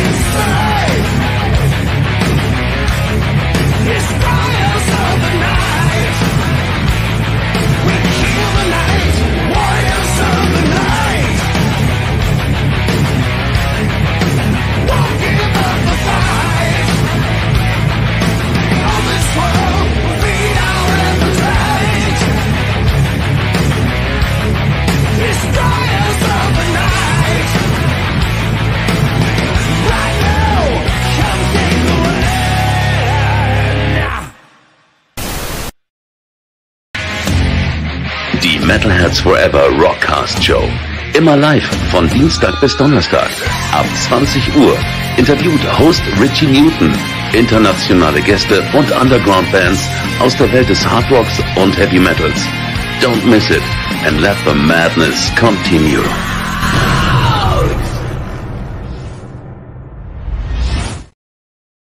METALHEADS Radio von 6 Uhr früh bis 18 Uhr abends. Das Beste aus 50 Jahren Rock, Hardrock und Heavy Metal. Präsentiert von DJ Rocksau. Wer war schon in der Sendung drin? Wer hat sich schon mal die Sendung angehört? Ich weiß, dass Peter Krause sie jeden Tag anhört. Geiler Sound, jetzt 12 Stunden von 6 Uhr früh bis 18 Uhr abends und ab und zu sogar ein bisschen länger und ab und zu ein bisschen früher. Also nie genau auf Minute, sondern wie es kommt, passt, vielleicht schon um 5 Uhr früh und vielleicht sogar bis 7 Uhr abends oder 19 Uhr, genau. So, liebe Freunde, wir sind in der Aftershow-Party. Ein Song noch, bevor es schon was zum Gewinn wieder gibt. Und zwar eine Band, wo ich lange scharf drauf war. Und jetzt haben wir nämlich ein Double Feature. Am 30.08. haben wir erst Mad Max, die legendären Mad Max, und danach Jakan. Auf die freue ich mich total. Hier sind Jakan und Free Line. Attention, please.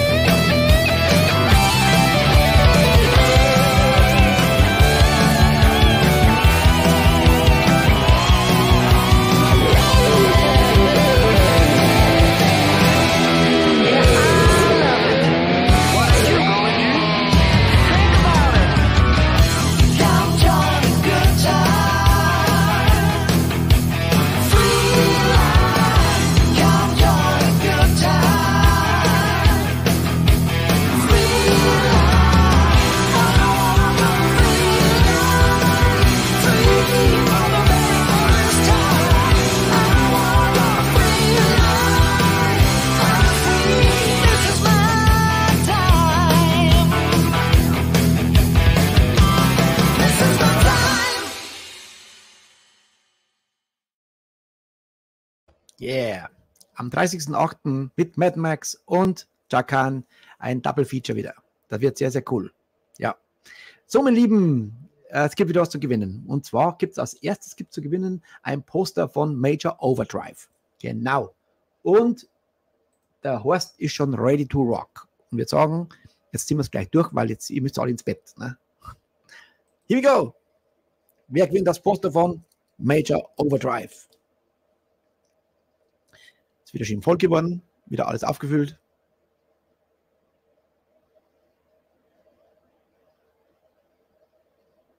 Ein unserer letzten. Der George.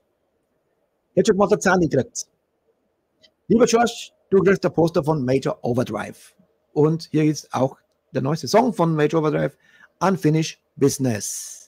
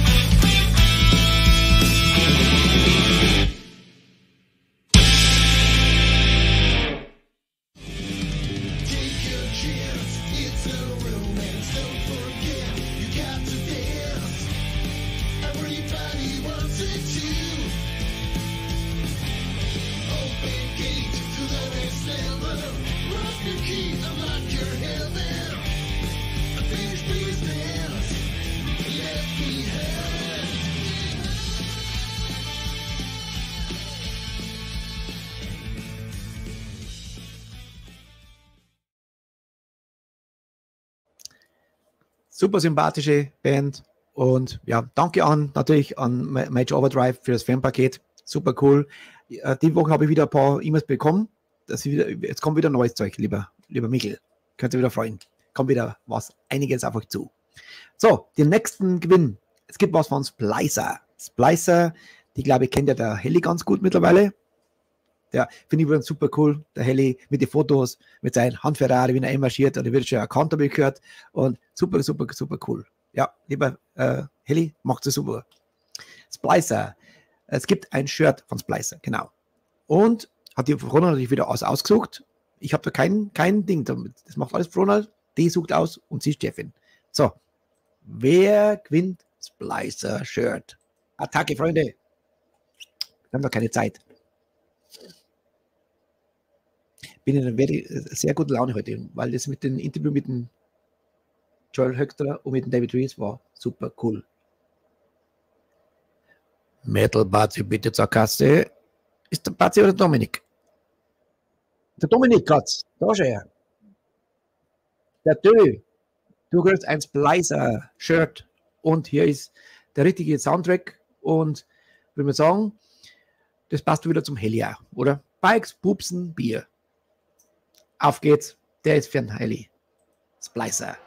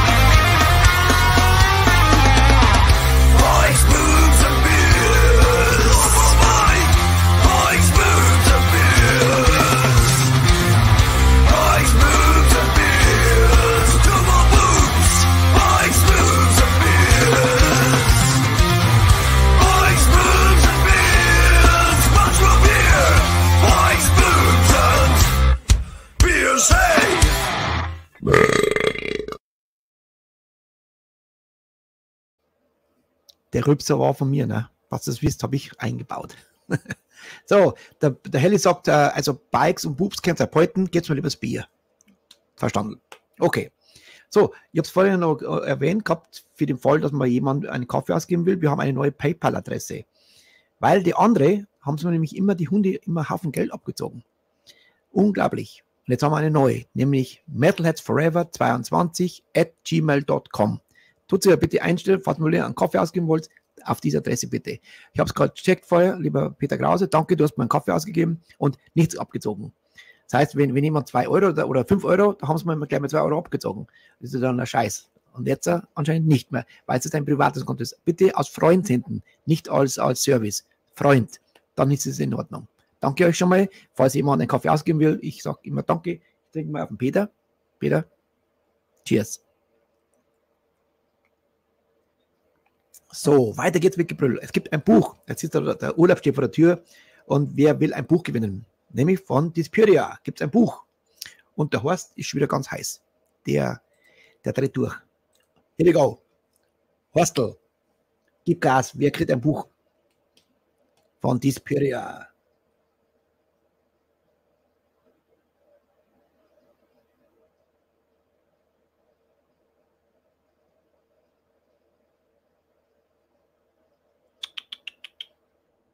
Ja, jetzt will ich haben. Ich will ein Buch, aber sofort mir schicken. Auf dem Postweg. Schmarren. Nochmal. Close.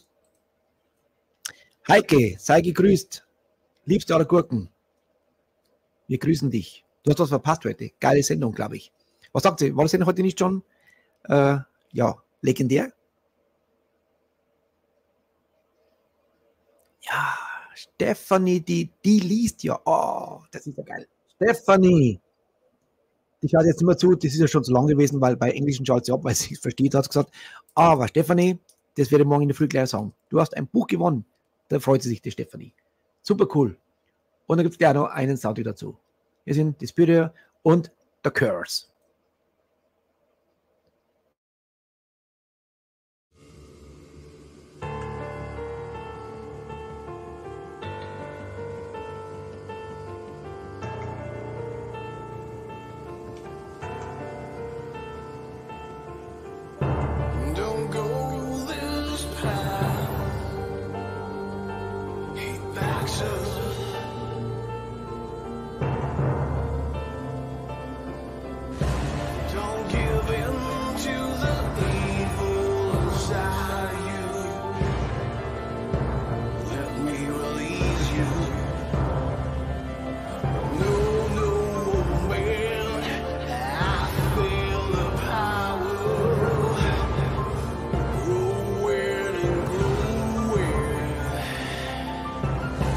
And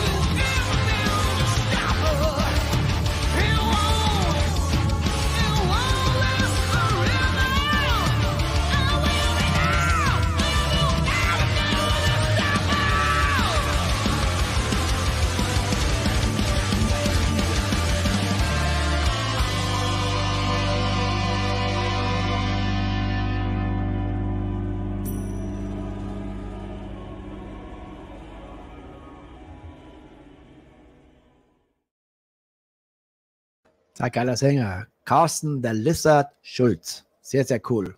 Ja, das ist wirklich ein geiles Projekt, was er hat. Ja.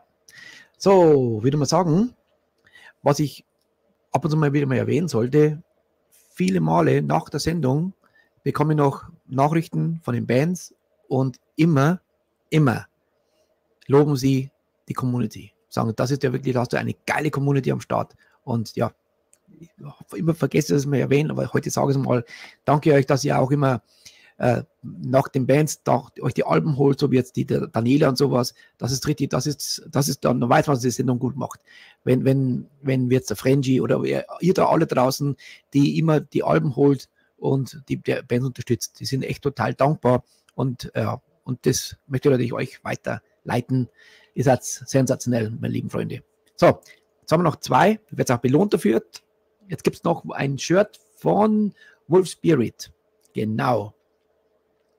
Wolf Spirit gibt es ein Shirt. Und ich würde sagen, der Horst ist wieder ready. Und Attacke, Freunde. Wir kommen langsam zum Ende. Das Wochenende naht. Nicht ganz, morgen habe ich noch Arbeit. Ich werde gleich sagen, was ich mache. Vor dem letzten Song.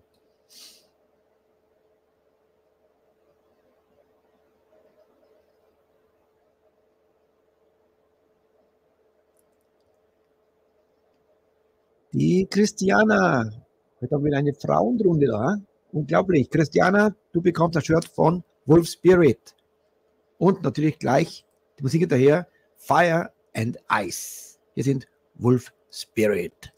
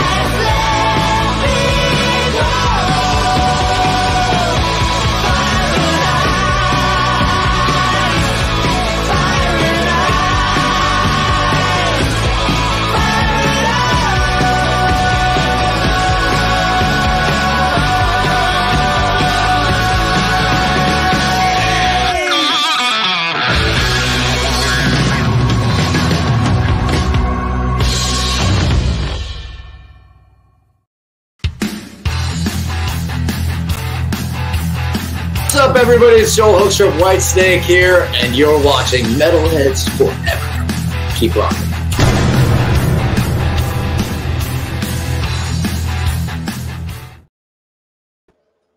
Der Joel Hoekstra. Heike, anschauen, das ist ein geiles Interview. Joel Hoekstra, legendär. So, wir haben jetzt noch einen Gewinn. Die erste Runde im neuen Monat, im Juli. Und wir sagen, was gibt es überhaupt zu gewinnen? Es gibt was für an die Wand zu hängen. Oder egal, wo es hin hat. Und zwar ein Drumfell gibt es. Haben wir auch nicht oft. Ein Drumfell von Alicate. Und wir sagen, Horst, wer gewinnt das Drumfell? Und Attacke.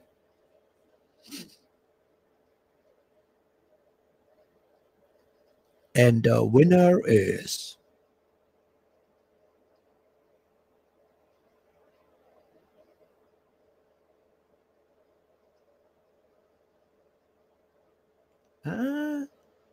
Susi und Klaus, jetzt wo sind wir da sind, ne? Also heute ist die dritte Frauenrunde, habe ich das Gefühl, oder? Lauter Mädels.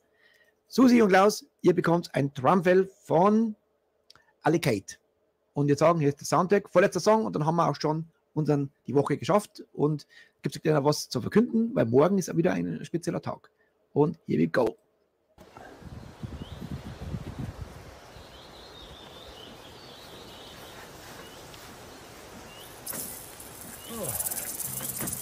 Okay.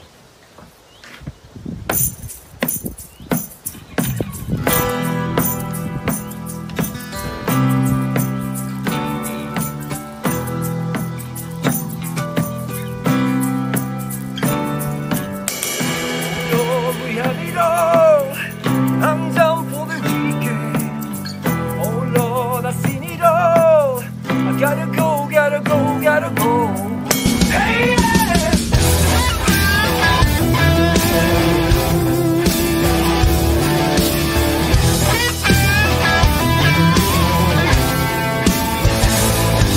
I've been working hard every day. All I know about Friday, you're heading my way.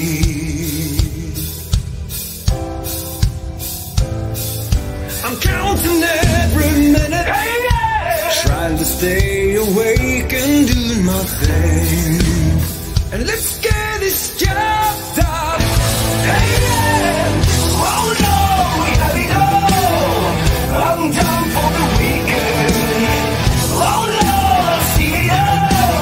I gotta go, gotta go.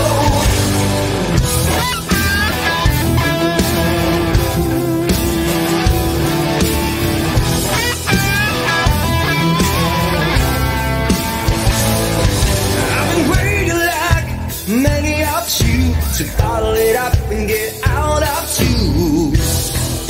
I'm counting every minute. Hey, yeah. Oh no, we have it all. I'm done for the weekend. Oh no, see it all. I gotta go, gotta go. Oh no, we have it all. I'm ready for the weekend. Oh no. Bring it on, bring it on.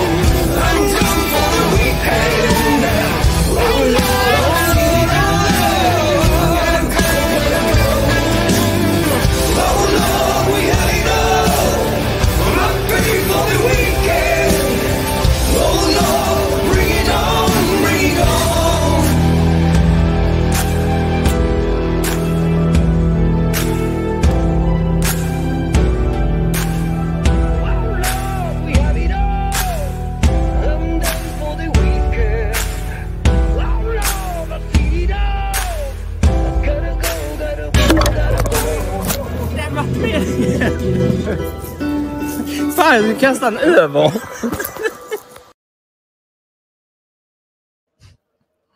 Sind auch ganz nette. Ja. Allocate, thank you for the fan package. Und ja. Fast wären es lauter Damen gewesen, aber da Dominik haben wir noch und natürlich der Georg, der Schorsch auch noch dabei. So, nicht ganz Damen, aber so, was ist morgen?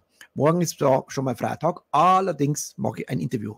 Und zwar eine Band, mit der ich jetzt euch kann man schon sagen, in den Wochenende schicke. Vielleicht haben wir manche morgen schon Wochenende. Ich auf alle Fälle mache morgen ein geiles Interview. Und zwar sind die in Malta, die Band. Wer kommt aus Malta? Upper Lip. Und mit denen werde ich jetzt Ciao sagen. Danke euch, dass ihr lange da geblieben seid. 2 Stunden und 43 Minuten, 44 Minuten schon. Respekt, liebe Freunde. Upper Lip, auf die freue ich mich. Wann es ausgestrahlt wird, weiß ich noch nicht. Auf alle Fälle nehme ich morgens das Interview auf. So, Freunde, ich wünsche euch also nur das Beste halt. Werdet gesund, bleibt gesund und wir sehen uns wieder am Dienstag mit Hardline. Nicht Hardline, sondern Hardline. Sehr, sehr geile Band. Und wir sagen Rock'n'Roll. Hier sind Upper Lip, keep going. In diesem Sinne, bis zum Dienstag abends und I salute you. Servus und ciao. Hier sind Upper Lip. We off the chain, baby.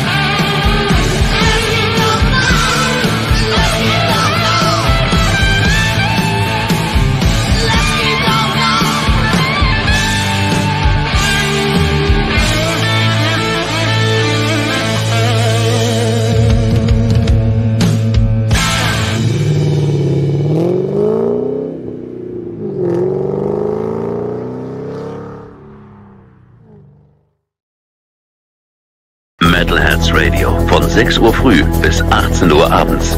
Das Beste aus 50 Jahren Rock, Hardrock und Heavy Metal. Präsentiert von DJ Rocksau. Metalheads forever. I'm Blaze Bailey. You are the heaviest. You are the best. Metalheads forever. Probably the best metal show in the world.